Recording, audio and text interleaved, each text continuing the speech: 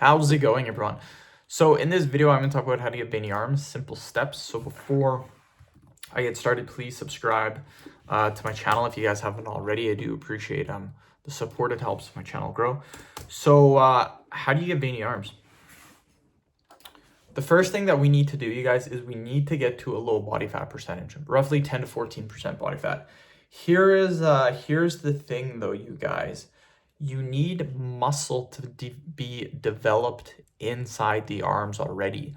If you don't have a lot of muscle in your arms, your biceps and your triceps, and you're trying to get veiny arms, even if you get to a low body fat percentage, sometimes you still might not be able to see the veins, because what happens is the more muscle you have in your arms, it'll actually push against the skin and it will actually make your arms look veinier. So that's why a lot of guys, they have a ton of muscle on them. They can actually be a higher body fat percentage, like 17, 18% body fat, and yet there's still like a crazy amount of veins in their arms.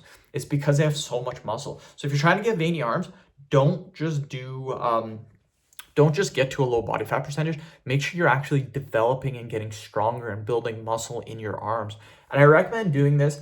A lot of people, what they'll do is they'll do the same exercises, the same reps, and the same weight.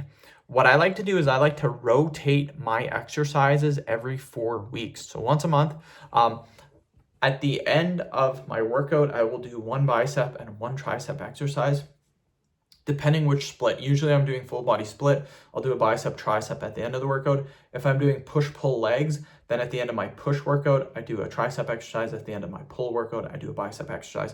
So for biceps, I will do barbell curl, dumbbell curls, preacher curl, or drag curl. I'll do barbell curl, dumbbell curl, preacher curl, hammer curl. I'll rotate these once every month. And then what I like to do is I like to rotate the reps. So I'll do rep ranges from 8 reps, 10 reps, 12 reps, 15 reps, 20 reps. I always rotate the rep range as well. You also need to make sure you're adding weight to the bar. Try to add weight in those 4-week cycles.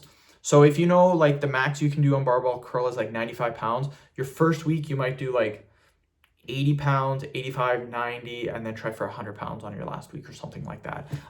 That is how you get veiny arms, you guys, by developing the muscle, but at the same time being at a lower body fat percentage. End of video. Thank you so much for watching.